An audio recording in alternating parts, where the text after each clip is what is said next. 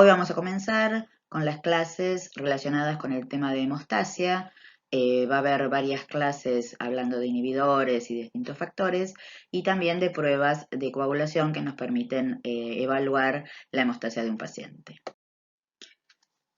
¿Qué se conoce o qué se define como hemostasia y cuáles son las principales funciones que cumpliría este sistema hemostático?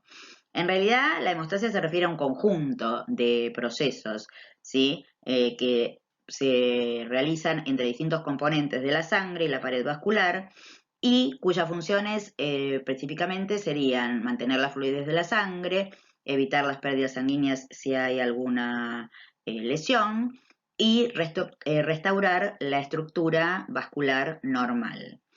El proceso hemostático en general es dividido en 5 etapas que pueden ocurrir consecutivamente o a veces ocurren un poco simultáneamente, se superponen en realidad, que serían la vasoconstricción localizada, la adhesión de las plaquetas al subendotelio, la formación del tapón plaquetario, el reforzamiento del tapón plaquetario a través de los depósitos de fibrina y la degradación de este tapón plaquetario con fibrina para volver a la normalidad de la estructura vascular normal a través de la fibrinolisis.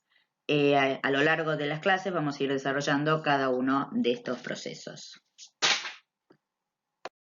Si dividimos, que va a pasar mucho a lo largo de la clase, que tratamos de esquematizar lo que pasa en la hemostasia, dividimos los tres participantes de este proceso, los tres componentes de este proceso, más importantes son el endotelio vascular, las plaquetas y el sector plasmático.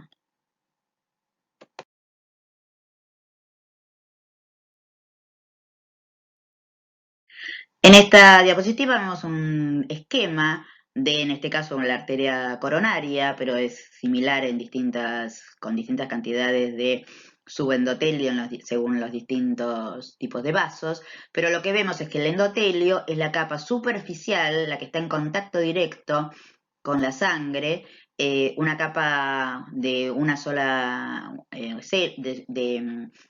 solo una capa de células, y por debajo de esta capa de células se encuentran distintas capas que tienen células musculares, fibroblastos y otros tipos celulares, pero lo más interesante va a ser que al exponerse en una lesión, al romperse el endotelio y exponerse el subendotelio, lo que va a exponerse y que va a hacer que comience el proceso de coagulación es más que nada el colágeno, un activador muy potente de la coagulación. En condiciones normales, el endotelio tiene una función muy importante para evitar la activación de las plaquetas y del sistema de coagulación.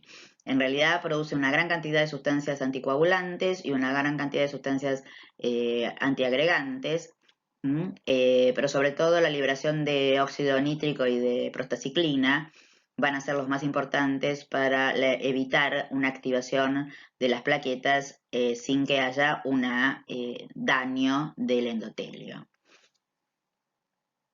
Como vemos en esta diapositiva, no solamente es el productor de una gran cantidad de óxido nítrico, como vemos ahí sustancias vasoactivas o como la prostaciclina que ya mencionamos al hablar anticoagulante, sino también una gran cantidad de otras sustancias, como por ejemplo profibrinolíticos, antifibrinolíticos, sustancias que van a ayudar una vez que se expongan por daño del endotelio a la adhesión leucocitaria. Proteínas va a ser también el liberador de proteínas que favorezcan la adhesividad plaquetaria si hay daño, pero lo más importante en un endotelio normal va a ser la producción de sustancias, como ya dijimos, anticoagulantes y antiagregantes para que no haya no se activen las plaquetas y no haya una formación de trombo. Como vemos en este esquema, lo que estamos tratando de ver es cuáles son una comparación entre las sustancias procoagulantes y las anticoagulantes, que son todas sustancias que produce o que están en el endotelio normal.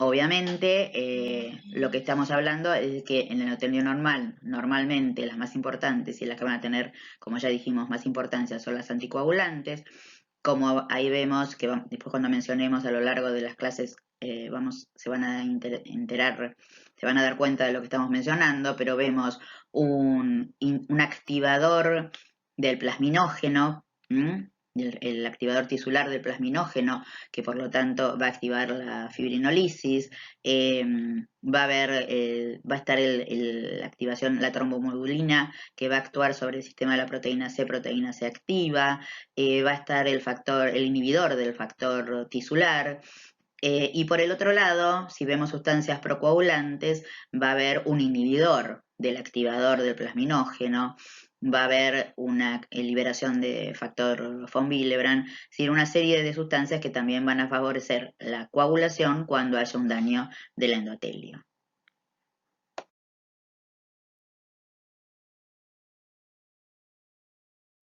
Hablando ahora de otro de los participantes de este cuadro que hablábamos antes, tenemos el mayor participante, que es el que comienza todo el proceso de coagulación, que es la plaqueta. En este esquema lo que se ve es una microscopía de fluorescencia, donde se ve un megacariocito, recuerden las series megacarioblástica que veíamos cuando hablábamos de hematopoiesis. Entonces el megacariocito va a ser el responsable de la formación de toda la parte de plaquetas, y lo que se ve ahí es como hay como un megacariocito activo, produce unas proplaquetas que luego se van liberando y van liberando plaquetas que son activas a nivel periférico. Ya hablamos de las plaquetas cuando hablábamos en hematología, pero bueno, en hemostasia van a ser muy importantes. Entonces vamos a tener en cuenta, y uno de los tantos pasos que vamos a hacer en prueba va a ser el recuento de plaquetas, que vemos que el valor normal es entre 150 y 400.000. Tenemos que tener en cuenta el tamaño normal entre 0,5 y 2,5 y el volumen plaquetario normal, que es entre 7 y 9. Estos dos datos nos van a permitir ver si hay microplaquetas o sobre todo si hay macroplaquetas, o también si hay agregados plaquetarios que a veces dan datos erróneos en los automatizadores. La vida media, que es muy importante, es entre 7 y 10 días, o sea que cualquier medicación que altere que esté que se le dé a un paciente para inhibir alguna de las funciones plaquetarias, para evaluar su actividad, su utilidad, debe ser dada por lo menos por 10 o más días, no antes, y si al revés queremos hacer alguna prueba con la cual alguno de los medicamentos que podría estar tomando el paciente inhiba lo que queremos ver, que es la función plaquetaria, tiene que dejar de tomarlo por lo menos una semana antes. Lo que vemos acá, que después vamos a seguir hablando, es hacia la izquierda las plaquetas normales y hacia la derecha plaquetas activadas que ya están formando un agregado. El proceso por el cual van a participar las plaquetas en la coagulación, si lo hablamos de manera general, va a ser el siguiente. En realidad, en condiciones normales no va a haber una interacción con el endotelio, como ya hablábamos varias veces, ni con ninguna otra célula sanguínea. Pero cuando hay un endotelio injuriado y se exponen algunos productos del subendotelio, como hablábamos antes, el colágeno, por ejemplo, las plaquetas van a adherirse a esas estructuras subendoteliales. Al adherirse, como vemos en la figura de arriba, sobre todo, van a pasar de su forma discoide a una activación donde van a liberar pseudópodos, donde se van a adherir a distintas superficies. Lo que ven ahí es la adhesión a una superficie in vitro, ¿no? Luego van a favorecer la unión de plaqueta con plaqueta, y esta unión de plaqueta con plaqueta va a ser a través del fibrinógeno. Y junto con todo esto va a haber liberación de todos los productos que tienen en los distintos gránulos las plaquetas. Como vemos acá, la plaqueta tiene una gran cantidad de receptores en su membrana. A lo largo de las clases vamos a ir mencionando varios de estas otras sustancias que van a siempre favorecer que una vez que se produzca una lesión al endotelio, distintas sustancias que son expuestas, que están normalmente en el subendotelio, permitan la unión o la adhesión, que es el primer paso en la coagulación, la adhesión de las primeras plaquetas a través de receptores. Dos de los receptores más importantes y que se van a mencionar muchas veces y que incluso alguno hay alguna patología que se relaciona con la falla de uno de estos. Los dos más importantes, como decía, son el receptor de colágeno, que es el 1A, 2A, que es el primero que va a reconocer al colágeno que se expone del subendotelio, y el segundo, en importancia, digamos, a pesar de que todos son importantes, va a ser el 2B3A, que es el receptor de fibrinógeno y de factor de von Willebrand. Vamos a mencionar muchas de estas sustancias, sigamos recordándolas. Otra cosa importante va a ser que va a haber una liberación. Hay un receptor de tromboxano. Hablábamos de que el endotelio, por la producción de prostaciclina, era una importante sustancia para la anticoagulación, o sea que no se adhirieran las plaquetas al endotelio. El endotelio cambia y empieza a producir tromboxano, y hay receptor de tromboxano a nivel de las plaquetas. También hay receptor de trombina que se va a formar a lo largo de la coagulación, o sea, una serie de receptores que van a ir favoreciendo la unión de las plaquetas con el endotelio y de las plaquetas entre sí para formar el tapón plaquetario. Como cualquier tipo celular, cuando es activado, la plaqueta libera distintas sustancias que tiene en sus gránulos. En este caso, la plaqueta tiene gránulos alfa, gránulos densos y lisosomas, que en general lo que van a contener son factores reguladores de la formación del coágulo, cofactores de la activación, o sea que va a haber como una activación mayor a través de la liberación de estos gránulos de distintas sustancias, y también sustancias que favorezcan la vasoconstricción, todos temas que mencionamos antes que la hemostasia hacía como uno de sus pasos para favorecer la respuesta ante una lesión endotelial, y proteínas inflamatorias. Los distintos gránulos, ya mencionamos a los gránulos alfa, los gránulos densos y los lisosomas. ¿Qué contienen este tipo de gránulos en general? Los gránulos densos, más que nada nucleótidos de adenosina, calcio y serotonina.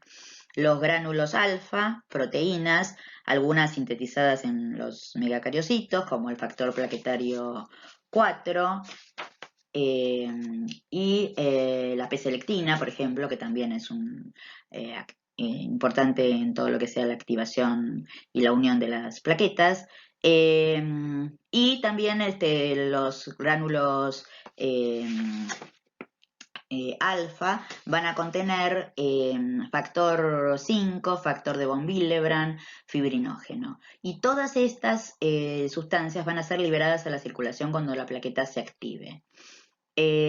O sea, es muy importante su acción y su participación en la adhesión plaquetaria y después en lo que vamos a conocer como agregación plaquetaria. Hasta ahora vimos todas las características que tenían las plaquetas, mencionamos para qué servían algunas de todos estos receptores o algunas de estas sustancias que se liberaban. Veamos un poco qué es lo que pasa cuando se produce una lesión del endotelio. Recordemos, el endotelio es una monocapa celular que impide, que es anticoagulante y que impide el contacto o la exposición del subendotelio. El subendotelio, que va a estar compuesto por varias sustancias y por varios tipos celulares, pero que sobre todo lo que más importante y lo que más va a ser como activador va a ser la presencia de colágeno y también de factor de von Willebrand. Pero primero el colágeno. Y el colágeno, recordemos que las plaquetas tenían lo que vemos ahí, la glicoproteína 1A, 2A, que tiene capacidad de unirse con el colágeno. Es decir, al comienzo, cuando hay una lesión, se expone el colágeno, las plaquetas a través del receptor 1A, 2A lo reconocen y se unen. Se forma una monocapa de plaquetas. Pero esta monocapa de plaquetas se activa y expone, como ya tenía, la glicoproteína 2B3A. Y esta proteína 2B3A es el receptor del fibrinógeno y del factor de von Willebrand. Este sería el primer paso, que es lo que se conoce como adhesión, que también se habla como activación plaquetaria, pero es la primera parte que es adhesión plaquetaria, una monocapa que se ha unido a través del receptor de 1A, 2A al colágeno y que favorece la unión de esta monocapa también por la unión del receptor 2B, 3A con el fibrinógeno que está en circulación y con el factor de von Willebrand que en realidad está siendo liberado por las células endoteliales cuando están dañadas. Luego de la adhesión plaquetaria, el siguiente paso es la agregación plaquetaria. Y en realidad esto no es más que el aumentar este proceso que estábamos hablando. Es decir, se sigue exponiendo 2B3A y por lo tanto a través de la unión con el fibrinógeno, como vemos acá, señalado la glicoproteína y señalado cómo está el fibrinógeno uniendo plaqueta con plaqueta, se va formando una agregación, un agregado plaquetario más grande, que es de varias plaquetas, todas que han cambiado de forma, discoide a forma circular y liberando pseudópodos. Realmente estamos viendo lo que se llama agregación plaquetaria, que luego vamos a poder medir si todo esto es normal, vamos a poder ir midiéndolo con distintas pruebas que vamos a mencionar. Este sería un esquema de todo el proceso como estamos hablando, como para que recordemos de qué estamos hablando cuando hablamos de endotelio, plaquetas y sistema de coagulación. Es el más general. Hay otras causas que son el daño del endotelio, como por ejemplo en el caso de arteriosclerosis o de algún daño por alguna patología como diabetes y demás, pero pensemos específicamente en si hay una injuria vascular. Si hay una injuria vascular, se expone, el endotelio se rompe y por lo tanto se expone el subendotelio, se expone el colágeno. El colágeno a través del 1A, 2A se une a la primera monocapa de plaquetas, que después también a través del 2 y se produce entonces la adhesión plaquetaria, monocapa de plaquetas. Esto lo vamos mencionando para así esquematizarlo porque después hay pruebas para todas estas etapas. Luego de esta adhesión plaquetaria se activa también la plaqueta y también se activa el endotelio. Entonces el endotelio libera factor tisular, que vamos a ver después qué importante es para la activación del sistema de la coagulación. La plaqueta va a liberar, va a empezar a producir tromboxano, va a haber liberación de ADP, va a haber liberación de serotonina, la plaqueta va a liberar serotonina, por ejemplo, de sus gránulos y por lo tanto va a favorecer la vasoconstricción. Estamos tratando de que no haya pérdida sanguínea, ¿sí? Y luego de esto se produce la agregación plaquetaria. Más plaquetas se unen entre sí a través del fibrinógeno. ¿A través de qué receptor? El 2B3A. Y a través de también ese receptor 2B3A se une al factor de von Willebrand. ¿Qué pasa acá? Comienzo a tener un coágulo, pero ese coágulo tengo que consolidarlo. ¿Cómo lo consolido?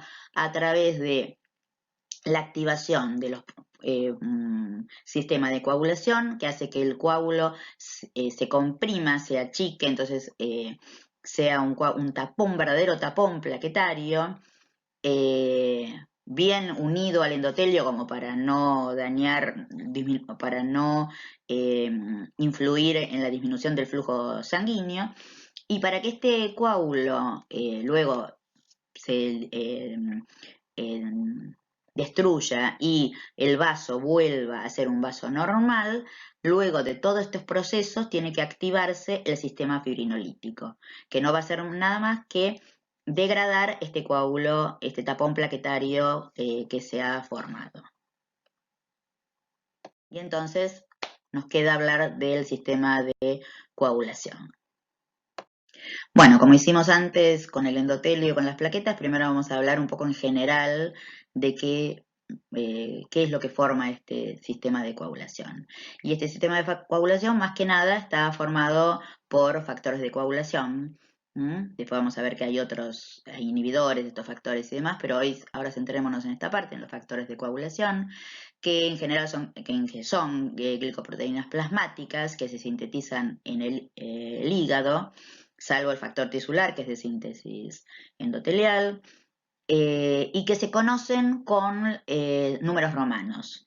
Y si yo tengo factores, a veces puedo tener factores no activados y factores activados. Esto a lo largo de las clases se van a dar cuenta de la importancia, pero bueno, para que después sea más fácil de entender, yo en general menciono que tengo un factor activado colocándole una A después del número romano que lo identifica. No hay números romanos según cómo se activan unos con otros, sino cómo los números romanos se fueron adjudicando según el descubrimiento de los distintos factores. Por eso a veces es un poco complejo seguir el mecanismo de la coagulación, pero en general es muy lógico. Él va a ser muy importante siempre para tener idea de qué estamos, dónde estamos, de qué falla podemos estar pensando que estamos viendo, de qué anticoagulante también podemos usar según el tipo de patología. Tener en cuenta el peso molecular y la concentración plasmática de los distintos factores, que es muy variable. Y dijimos que los factores eran glicoproteínas, pero bueno, tienen distintas funciones. La mayoría, como vemos, el factor 2, el 7, el 9, el 10, el 11, el 12 y la precalicreína son serinoproteasas. ¿Qué quiere decir esto? Que son enzimas que van a estar siempre, en realidad, activándose unas con las otras. Van a estar inactivas normalmente, pero cuando veamos ahora la coagulación, se activa como una cascada, es decir, como no, es como si, o sea, una actúa sobre la otra, haciendo una serinoproteasa y actuando sobre la siguiente proteína. Pero algunas no tienen función enzimática, sino que son simplemente cofactores enzimáticos, y simplemente más o menos, porque en realidad son dos factores muy importantes y que la falla de uno de ellos va a producir una patología muy importante como es la hemofilia, y estamos hablando del factor 5 y el factor 8, que es el que tiene que ver con la hemofilia. También vamos a tener a una glicoproteína bastante grande como es el fibrinógeno participando, y el factor 13, que es una fibrinoligasa, porque en realidad actúa al final del proceso, haciendo que este tampón plaquetario sea un tapón más sólido.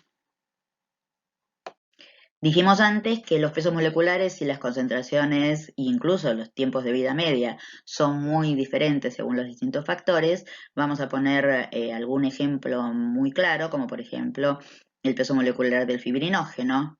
Ya les dije una proteína grande, con una concentración plasmática bastante alta. Y la vida media, por ejemplo, podemos ver la vida media del factor 7, ¿sí? Que es de 4 a 6 horas al lado de la del fibrinógeno, volvamos al fibrinógeno, que es hasta 120 horas. ¿Esto qué quiere decir? Que hay que tener en cuenta esto cuando uno anticoagula a un paciente, después lo vamos a ver, pero también cuando uno está trabajando y está haciendo dosajes de distintas pruebas sobre plasma de paciente. El factor 7 no dura muchas horas, por lo cual uno no puede estar tardando mucho tiempo para hacer distintas mediciones y las distintas pruebas de coagulación. Bueno, y acá vemos algo que es muy importante y que influye en algunos factores de coagulación y en algunos inhibidores también, y es la participación de la vitamina K. Hay factores de la coagulación, hay inhibidores, que son lo que se llama vitamina K dependientes, es decir, necesitan una gamma carboxilación que está mediada por el ciclo de la vitamina K. Es decir, el factor se sintetiza a nivel de hígado como siempre, pero si no se produce esa gamma carboxilación que se produce a través del ciclo de la vitamina K, el factor no es activo. Por eso acá está marcado que si yo quiero algún factor de estos que se esté alterado, uso una antivitamina K, un típico caso de los dicumarínicos anticoagulantes orales. Tengo el factor, si yo dosara el factor como proteína existiría, pero no es activo. ¿Cuáles son los factores vitamina K dependientes? Y esto es importantísimo y va a ser importantísimo, lo vamos a enseñar muchas veces para pensar las pruebas de coagulación. El 2, el 7, el 9 y el 10. La proteína C y la proteína S son factores vitamina K dependientes. Los primeros son factores, los segundos son inhibidores, los vamos a mencionar en la clase siguiente. Esto es muy importante porque va a depender cuando yo estoy trabajando con distintos pacientes y hay anticoagulantes orales quizás para que comience una anticoagulación, estos van a ser los factores que estén alterados. 2, 7, 9, 10, dentro de los factores, inhibidores, proteína C, proteína S. Así como hay una serie de factores de coagulación, el organismo tiene también un mecanismo de control, que son los inhibidores fisiológicos de la coagulación. Vamos a hablar más de ellos en la próxima clase. Los más importantes y los más comunes son la antitrombina, el cofactor de heparina, la proteína C, el conjunto, el sistema, digamos, proteína C, proteína S. Estos vamos a mencionarlos más adelante, algunos son también, como mencionamos antes, vitamina K dependientes, y hay patologías que por falta de inhibidores de la coagulación tienen cuadros trombóticos. Si empezamos ya hablamos de cómo son los factores, así como hicimos con las plaquetas y demás, nos habíamos quedado en que las plaquetas estaban formando una monocapa que a través de la unión con el 1A, 2A y con el colágeno, y después habían empezado las activaciones entre plaquetas entre sí a través del fibrinógeno, a través de factor de von Willebrand, que es, y a través de la glicoproteína 2B3A. Todo ese gran tapón tiene que ser consolidado y eso es a través de la coagulación. Esta teoría, que de la vamos a hablar ahora, es una teoría clásica de la cascada de la coagulación que es modificada más adelante, pero que a muchos puntos se las pueden seguir hablando de lo mismo, de igual, que son que los factores de la coagulación siempre están presentes en formas inactivas, que la coagulación esta teoría proponía que la coagulación se iniciaba por dos vías, la vía intrínseca y la vía extrínseca, y por eso podía uno hacer dos pruebas distintas que vamos a mencionar después más adelante, la prueba de protrombina, el tiempo de protrombina y el APTT, el tiempo de tromboplastina parcial activada. Y que los factores con actividad enzimática activan a los otros en una secuencia tipo una cascada. Y este sería todo el cuadro, faltan igual todavía algunos puntos, pero como los puntos más importantes, todos los cuadros de todas las dos vías juntas que proponía McFarlane, con la vía común que aparece a partir de la trombina, con la aparición del fibrinógeno, con la formación de fibrina, es decir, todo esto lo que se activaría luego de que se produjo esa agregación plaquetaria. Fíjense que ahí están marcados la antitrombina, el factor inhibidor del factor tisular, la TFPI1, TFPI, perdón, y también está la inhibición, a dónde produce inhibición la proteína C y la proteína S. O sea que este sería el cuadro general. Ahora vamos a empezar a desarmarlo un poquito. Bueno, esta es lo que se conoce tradicionalmente, a pesar de que vamos a ver que se cambia el modelo en algunas cosas, pero lo que se conoce tradicionalmente como la vía extrínseca, que comienza con la exposición del factor tisular, que va a activar al factor 7 circulante. Ya hablamos de que el factor tisular en realidad es una glicoproteína como todas las demás, no está en contacto normalmente con el torrente sanguíneo y se expone, obviamente, cuando células, como que cuando se produce un daño vascular y células como los fibroblastos, que son muy ricas en factor tisular, lo exponen. Entonces, el factor tisular con el factor 7 activado y el calcio, que va a estar ahí jugando un rol bastante importante, van a activar al factor 10.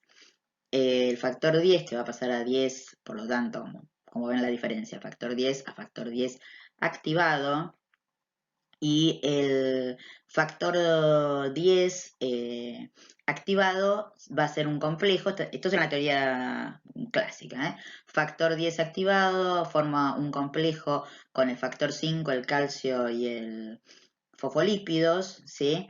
Un complejo cuaternario, ¿sí? Que va a ser el que actúe sobre el factor 2, que sería la protrombina, y al actuar este complejo sobre él va a formar trombina. La trombina va a ser algo que vamos a mencionar de acá en adelante muchísimo, porque la trombina es la vedette de la coagulación, tiene muchísimas funciones, pero bueno, ahora lo estamos hablando desde el lado de la vía extrínseca. El factor protrombinas pasa por acción de este complejo a trombina. Esta trombina tiene dos acciones más rápidas, digamos, a pesar de que tiene muchas más, que es actuar sobre el fibrinógeno para dar fibrina, que se une haciendo monómeros de fibrina, que se unen haciendo lo que se llama un complejo de fibrina soluble, pero al mismo tiempo actúa sobre el factor 13, que el factor 13 activado actúa sobre estos monómeros, estos complejos de fibrina soluble para hacer una unión de fibrinas insolubles, que son las que finalmente cierran, producen el tapón, actúan sobre el tapón plaquetario. Según el modelo clásico, Macfarlane, la vía intrínseca en realidad estaría más que nada dada cuando hay una exposición del endotelio por un daño a nivel de sustancias, de factores de contacto, como por ejemplo en el caso de la aterosclerosis o el daño endotelio que producen algunas patologías. Entonces ahí, según el modelo clásico, lo que pasaría es que estas precalicreínas, sustancias de contacto, activarían el factor 12, el factor 12 activado activa el factor 11, el factor 11 activado activa el factor 9, que el factor 9 activado, al igual que hacía antes el factor 10, forma un complejo, factor 9 activado, 8 activado, que acuérdense que es un cofactor, con el calcio y los fosfolípidos, actúan sobre el factor 10, el factor 10 se activa, forma nuevamente, fíjense que acá volvemos a una zona que es común, 10 a 10 activado, 10 activado, 5 activado, calcio y fosfolípidos actúan sobre la protrombina formando trombina que va a formar finalmente el trombo. Como ya vimos antes, dijimos que había una etapa común y esta es la etapa común, es decir, ¿por qué lo dividimos todos así si vemos todo junto en intrínseco, extrínseco y etapa final? No solamente va a ser útil para el estudio, sino que en realidad las pruebas de coagulación nos van a permitir ir evaluando cada uno de las vías, a pesar de que haya un nuevo modelo. Y en la etapa final también va a haber pruebas específicas para ver qué está pasando y para ver la producción de esta trombina. La trombina, como ya les dije, ténganla muy presente porque tiene variadas funciones, no solo activa la coagulación, sino que después también va a tener que ver con la activación de la fibrinolisis. Y dijimos que la etapa final era la formación de un trombo. En este cuadro vemos acá más amplificado qué pasa en ese momento en que se forma la trombina con el fibrinógeno. Entonces, la trombina, al actuar sobre el fibrinógeno, se liberan dos fibrinopéptidos. Este fibrinógeno pasa a ser monómeros de fibrina que se unen, forman una fibrina soluble, quiere decir que todavía no hay un trombo bien establecido, y finalmente la acción del factor 13, activado también por la trombina, va a formar la fibrina insoluble. Si nos detenemos un minuto en el fibrinógeno y haciendo una esquematización de cómo es el fibrinógeno, su estructura. Vemos ahí el fibrinopéptido A y B que se liberan cuando hay acción de la trombina sobre el fibrinógeno, los monómeros, los fibrinopéptidos A y B que se liberan, y ahí de cada uno de los de esa liberación se va a producir la fibrina, los monómeros de fibrina. Y acá vemos la función específica del factor 13 activado, que es la transamidación de las cadenas gamma de monómeros de fibrina. Una vez que actúa el factor 13, va a producirse la unión indisoluble de estas dos, de esta fibrina y formar el tampón insoluble.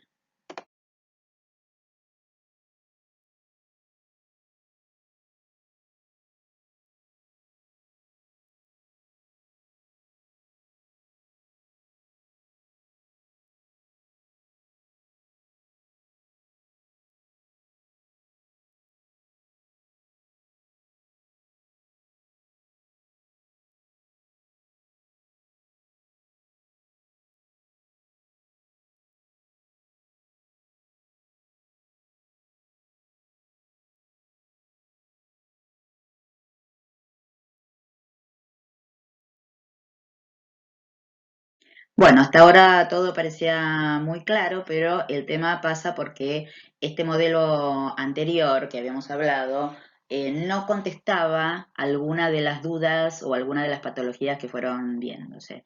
Por ejemplo, si recordamos cómo era la activación de la vía intrínseca que empezaba con la activación del factor 12, uno debería pensar que si hay una alteración en el factor 12, no se activa la coagulación, por lo tanto tendría que haber hemorragias. Y no hay hemorragias en la deficiencia de factor 12.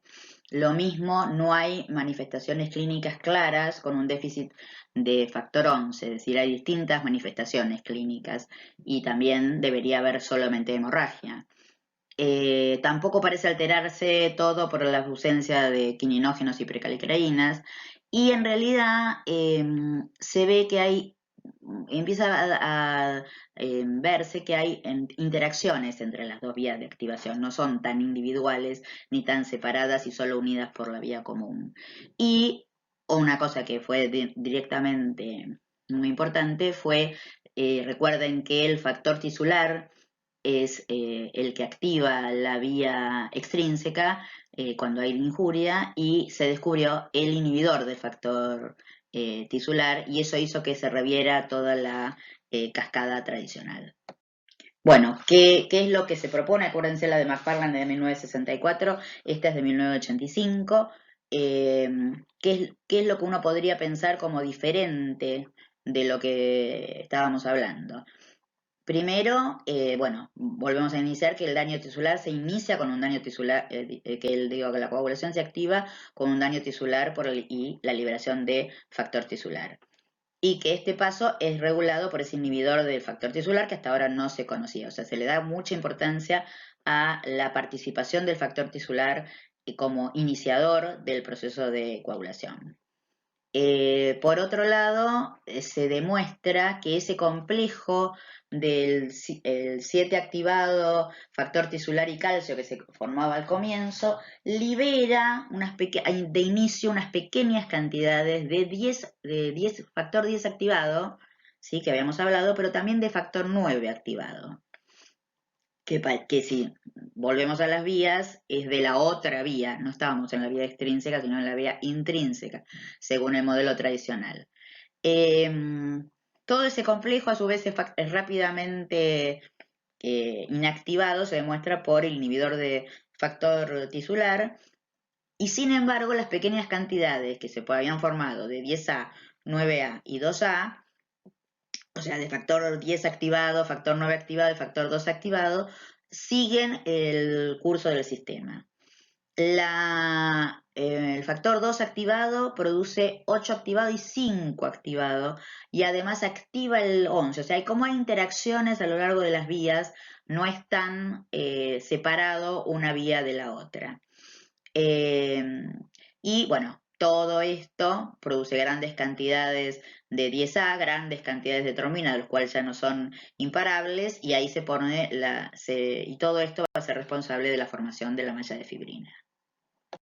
Entonces, el modelo actual lo que propone es 3 etapas que ocurren, sobre todo lo más llamativo es que ocurren sobre superficies celulares diferentes, ¿sí? Un proceso de iniciación que ocurre sobre el fibroblasto, que es el que se expuso por el daño del endotelio, un proceso de amplificación que ocurre sobre la plaqueta que, antes de que se active, o sea, acuérdense que la plaqueta ya estaba formando una monocapa, pero tenía que activarse y producir la gran cantidad de plaquetas agregadas. Y esto, lo que se propone es que este proceso de amplificación a nivel de las etapas de coagulación comienza cuando la plaqueta todavía no comenzó a activarse, probablemente ocurra al mismo tiempo, y la propagación que es sobre la superficie de la plaqueta activada. Entonces, si lo vamos viendo cómo es que el proceso de coagulación se inicia con el factor tisular que se expone al factor 7 circulante, pero este factor tisular se encuentra en el fibroblasto. Entonces, el factor tisular inicia el proceso y forma un complejo con el factor 7 activándolo. En esto seguimos igual, y el factor 7 con el factor tisular activa el factor 10. Pero también activa el factor 9. Ven que ahí está cruzado, se ve que el factor 9 también es activado en este cuadro. Una vez que el factor 10 es generado, contribuye a la activación también de un poco de más de factor 9, o sea que también hay una interacción en ese punto, y si el factor 10 es activado, deja la superficie celular, rápidamente es inhibido por el inhibidor del factor tisular, porque está formando un complejo, ¿verdad? Y esto limita más formación de factor 10. Si se queda en la superficie celular, comienza a unirse al factor 5 activado y va a actuar sobre la protrombina produciendo pequeñas cantidades de trombina. Todavía en esta etapa estamos hablando de una reacción ineficiente. Todo esto está ocurriendo sobre el fibroblasto. La siguiente etapa es la amplificación. La formación de estas pequeñas cantidades de trombina en la amplificación, que ya estamos hablando de una superficie plaquetaria, van a producir una activación de los dos cofactores, ¿sí? Del 5, que antes se hablaba en la vía extrínseca, y del 8, que estaba en la vía intrínseca. Y esto va a favorecer aún más la acción del factor 10 sobre la protrombina. Estos procesos llevan, ya volvimos a mencionar, sobre superficies fosfolipídicas, en este caso de la plaqueta, junto con calcio que se está liberando.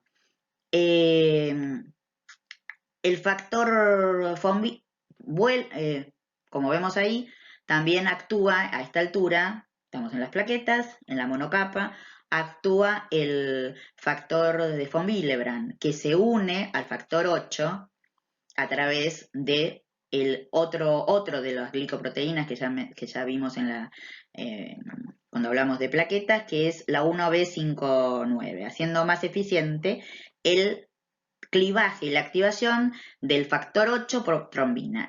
Yo sé que es un poco complejo, pero traten de seguírmelo como lo vemos ahí en la diapositiva. Y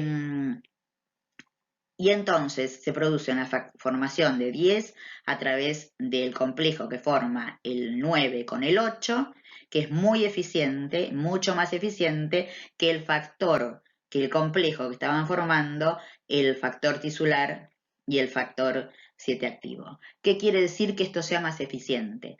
Habíamos dicho que de la iniciación hay formación de poca cantidad de trombina, pero cuando se produce la amplificación que ocurre sobre la plaqueta, se produce el estallido de trombina. El aumento muy importante de trombina en la amplificación.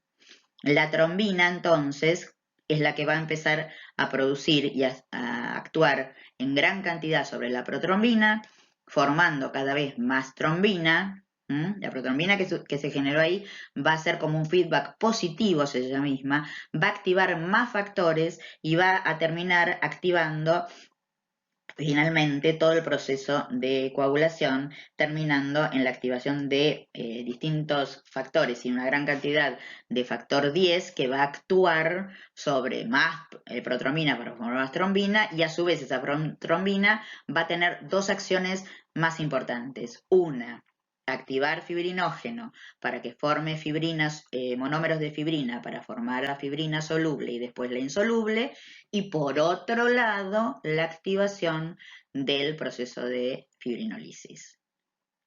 Y acá lo vemos, la trombina tiene muchísimas funciones. Dijimos, hasta ahora las mencionamos casi exclusivamente como coagulación y fibrinolisis y activación de plaquetas, pero también tiene funciones como migración celular, como activación como factor de crecimiento, o sea, como regeneración celular, como regeneración, como un proceso de migración celular, o sea que va a tener mucho que ver con todo lo que sea metástasis y demás. En el tema de cáncer se va a hablar mucho de la trombina, así que estos son muchos de los roles diferentes, pero tan importantes, que cumple la trombina que se forma en el proceso de coagulación. Y volvemos al modelo anterior. ¿Y por qué volvemos al modelo anterior? Porque a pesar de que desde el punto de vista de la nueva cascada los procesos no son tan separados, desde el punto de vista de las pruebas de laboratorio se puede seguir hablando de pruebas que sirvan para la medición de la vía extrínseca, y como prueba importantísima para la medición de todo lo que tenga que ver de manera global de la vía extrínseca, vamos a hablar del tiempo de protrombina o tiempo de Quick. De tiempo de protrombina en un solo paso, lo que se conoce en general, que es una prueba de elección y es una prueba básica de la coagulación para ver cómo se encuentra la vía extrínseca. Utiliza como reactivo, digamos, tromboplastina, que es una glicoproteína integral de la membrana que está asociada con fosfolípidos, y se ve afectada, como vemos, por los factores que tienen que ver específicamente con la vía extrínseca, que son el 2, el 5, el 7 y el 10.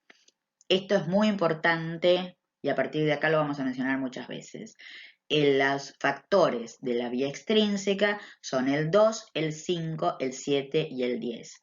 Los factores vitamina K dependientes que hablábamos al principio son el 2, el 7, el 10 y el 9. O sea que el factor 5 es un factor que participa de la vía extrínseca, es un cofactor de hecho, ¿se acuerdan que no tiene función de ser inoproteasa, pero que no es vitamina K dependiente? Por lo tanto, no va a alterarse porque lo que uno altere sea el mecanismo de la vitamina K, y sí va a alterarse porque su síntesis es hepática como todos los demás, si el problema es a nivel de hígado. Volvemos a la vía intrínseca, y entonces va a haber una prueba, así como hablamos de la vía extrínseca y el tiempo de protrombina, hay una prueba que se considera como una prueba global fundamental para ver cómo está la vía intrínseca y que va a tener que ver con los déficits, más que nada, no solo, pero más que nada, del 8 y el 9, que son los más importantes en esta vía, y que es la prueba de tiempo de tromboplastina parcial activada, APTT, que es la prueba obviamente de elección, que utiliza fosfolípidos de distinto origen, animal, vegetal, y un activador. Ese activador puede ser distintos según el reactivo.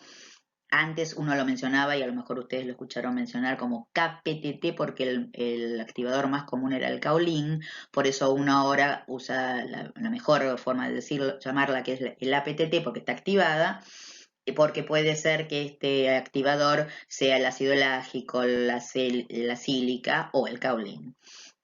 y es muy sensible a los déficits de factores de la vía intrínseca, es sensible a los déficits, a la presencia, perdón, de heparina y es también sensible a los, o debería ser sensible a los inhibidores de la vía. Cuando hablemos de la prueba de APTT vamos a ver las limitaciones que tiene para cada uno de estos casos.